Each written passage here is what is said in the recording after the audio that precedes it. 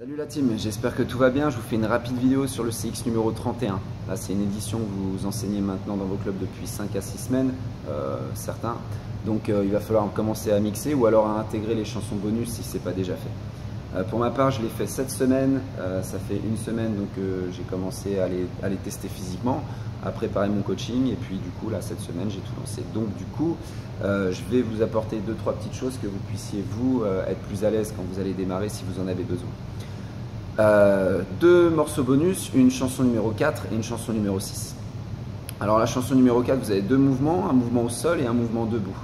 Le mouvement au sol est assez simple au niveau de la mise en place puisqu'on l'a déjà vu sur le CX numéro 30. Vous n'allez pas avoir de soucis avec ça. Par contre, là où vous pouvez avoir quelques soucis, c'est le timing. Le timing de la musique qui n'est pas forcément simple, surtout avec le mouvement zigzag. Donc appuyez vos premières consignes, donc de mise en place bien sûr, et ensuite que vous avez les consignes de mise en place, essayez de donner des consignes de timing, que tout le monde puisse bouger sur la musique en même temps et surtout pour tirer un maximum de bénéfices de ce mouvement. Parce que s'il est fait trop vite et de façon trop ample, car le mouvement doit être exécuté de manière petite, vous n'allez pas forcément tirer tous les résultats et en levant trop la jambe, vous allez passer à côté de l'objectif du mouvement. À savoir travailler tous les fixateurs, les stabilisateurs et les petits et moyens fessiers. Donc voilà, soyez très précis par rapport à ça. Timing et exécution sur l'amplitude du mouvement. Sur la position debout, le deuxième mouvement donc, parlez l'heure de la vitesse du mouvement, puisque vous allez avoir un mouvement lent puis un mouvement rapide. Okay, c'est cette différence de vitesse qui va créer de la fatigue et créer du changement, une brûlure dans les fessiers. Ça c'est pour la chanson numéro 4. Chanson numéro 6,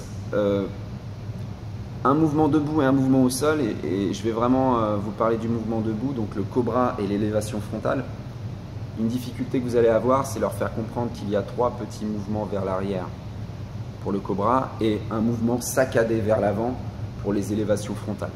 Expliquez-leur bien, vous le démontrez vous, physiquement. Voilà, le mouvement saccadé, soyez très précis, dites-leur des consignes haut, milieu, haut et bas pour pouvoir être le plus audible possible, je dirais. Donc voilà, en plus ils sont debout, ils vous voient, donc vraiment il va falloir être top par rapport à ça. En gros, sur ces 2 bonus, le timing est assez important, donc veillez à ce que vous soyez bien dessus, si besoin travaillez devant la glace, et puis exercez-la, testez-la, et soyez précis aussi sur vos consignes de timing. Voilà, n'hésitez pas à appuyer dessus. Ok. Si vous avez des questions, n'hésitez pas, je vous dis à très bientôt, et puis pour ceux qui vont bientôt partir en vacances, bonnes vacances. Allez, ciao.